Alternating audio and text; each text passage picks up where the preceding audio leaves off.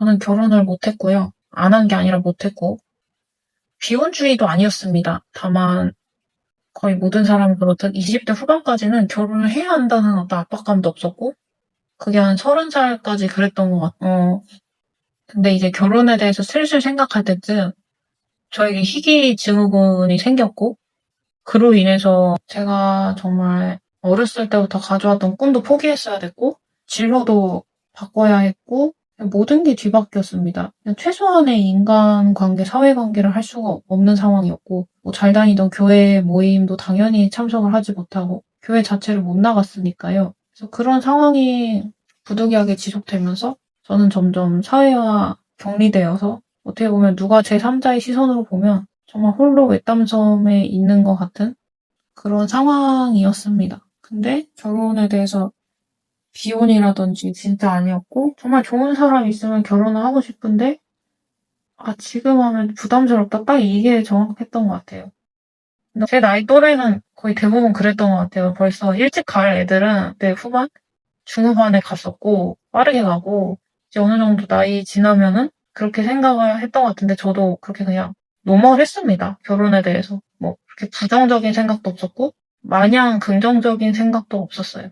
근데 이게 하나님이 사람을 창조하셨을 때 어떤 본능처럼 심어 놓으신 게 어떻게든 후대를 양육하고 자손을 번성하고 이런 뭔가 기본적인 욕구를 저는 세팅해 놓으셨다고 생각을 하거든요. 근데 이게 제 생각입니다. 제가 뭐 성경적 지식이 많이 짧기 때문에 그냥 저의 느낌이라 이게 확실하지 못하지만 어찌됐건 저도 어느 정도 나이가 차가고 보니 결국 저도 고생을 좀 많이 해봤지만 힘들 때 뭐 친구들이나 지인들 다 소용없거든요.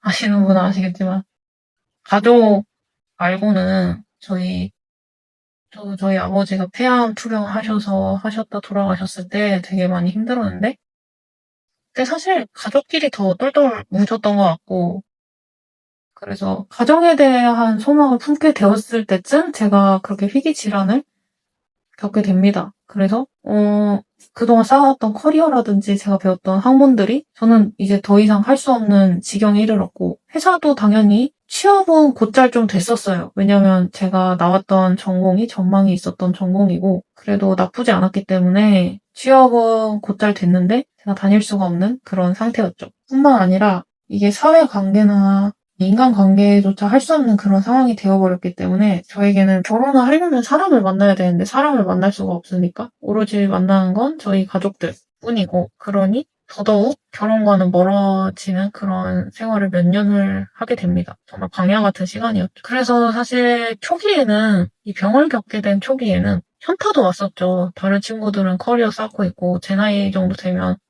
이제 중간 다리 정도는 되고 그리고 뭐 애 낳은 친구도 있고 이런데 나는 커리어도 못 쌓고 있고 그러니까 결혼도 당연히 못하고 있고 그러니까 예를 들어 비혼 친구들은 대부분 자기 일에 욕심이 있던지 아니면 그냥 결혼에 대한 부담감과 책임감이 더 무섭기 때문에 안 한다면 저는 그것도 아니고 저것도 아닌 상황이었어요. 그래서 일은 일대로 못하고 결혼은 결혼대로 못하는 상황이 되니까 당연히 저도 현타가 많이 왔었죠.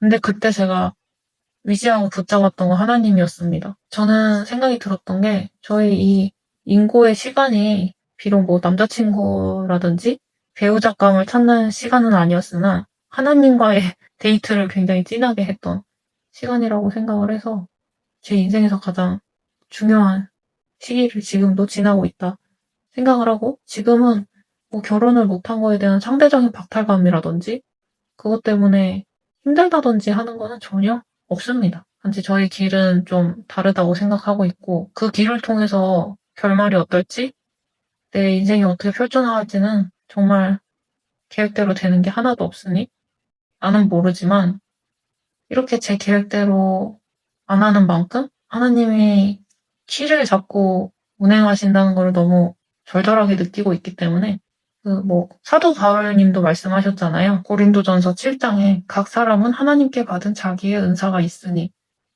라고 말씀을 하셨고 이분도 미혼인지 아직 결혼을 하셨는지 그 여부는 어느 정도 얘기가 많이 오간다고 해요. 하지만 지금은 미혼 쪽으로 많이 얘기가 되고 있죠. 그리고 정말 유명한 시편 23장 1절에서 여호와는 나의 목자시니 내게 부족함이 없으리로다. 이 말씀도 저를 지금 제가 겪는 상황과 맞는 말씀이고, 그리고 고린도전서 7장 32절에 장가가지 아니한 자는 주의 일을 염려하여 어떻게 하면 주를 기쁘시게 할까 하고, 이런 구절이 있듯이 저는 어렸을 때부터 꾸어왔던 그런 진로나 꿈과 저의 전공, 제가 했던 노력들이 지금은 제가 부득이하게 할 수 없는 상황과 처지에 있지만 지금 제가 있는 이 자리에서 하나님을 기쁘시게 할 일이 무엇인지를 생각하기에도 사실 그것만 생각하면서 실천하는 삶도 굉장히 하루하루 많은 전쟁과 제 안의 사탄들과 많이 싸우고 있거든요. 그래서 저는 하나님과 동행하는 삶이 너무 기쁘고 감사하고 오히려 제가 하고 싶은 것을 다 하고 살았고 일이 잘 됐을 때 허무함보다 지금 아무것도 할 수 없는 상황이나 돈도 없고 빚만 많고 어떻게 보면 사회적인 시선에서 나는 굉장히 많이 뒤처져 보이는 그런 사람으로 보일지라도 저는 지금 이 하나님만 의지하는 이 삶에 굉장히 감사함을 느끼고 있고 정말 평안함을 느끼고 있습니다. 하나님이 어떤 계획인지는 모르겠습니다. 뭐 결혼을 할 수도 있고 못 할 수도 있고 하나님이 또 정말 기적처럼 좋은 반려자를 주실 수도 있겠으나 이제 그거에는 연연하지 않고 사실 하루하루 생존하기도 너무 바쁘기 때문에 사실 거기 그 단계까지 생각할 여유가 솔직히 없습니다. 그래서 저는 지금 이 상태로 너무 감사하고 정말 지금도 하나님과 진한 연애를 하고 있다고 생각합니다. 그럼 하나님한테 삐질 때도 있고 화날 때도 있고 왜 나를 이렇게 냅두시냐 방치하시냐 이렇게 따져 물을 때도 있지만 하나님은 결국엔 늘 제 편이시고 가장 선한 길로 이끄심을 저는 믿습니다. 그래서 고린도전서 7장 7절 말에 보면 각 사람은 하나님께 받은 자기의 은사가 있으니 하나는 이러하고 하나는 저러하니라. 이런 말씀이 있는 것처럼 저에게도 제가 모르는 은사가 있다고 저는 믿습니다. 하나님을 안 믿었다면은 정말 절망적이었을 텐데 정말 은사가 있다고 많이 믿어요. 그리고 고린도전서 7장 32절에서 33절에 나오죠. 장가가지 아니한 자는 주의 일을 염려하여 어떻게 하면 주를 기쁘시게 할까 하고 장가간 자는 세상 일을 염려하여 어떻게 하면 아내를 기쁘게 할까 하여 마음이 나눠느니라. 그러니까 저는 지금 결혼을 안 한 상태이기 때문에 어떻게 하면 주를 기쁘게 하실지를 매일매일 생각하는 삶을 살고 있다고 보는 게 맞습니다. 뭐 물론 제가 엄청난 재능이 있다든지 천재적인 그런 게 있어서 그런 걸로 기쁘게 한다 이런 게 아니라 제 삶의 하루하루에서 지금 솔직히 너무 힘들거든요. 돈도 진짜 너무 많이 없고 빚은 많은데 몸은 점점 아프고 집은 엄청 많은데 들어갈 집 없고 매일 밤새고 막 밖에서 자고 이런데 그 와중에도 제 마음을 지키는 게 주를 기쁘게 하는 일이라고 저는 믿습니다. 그래서 계속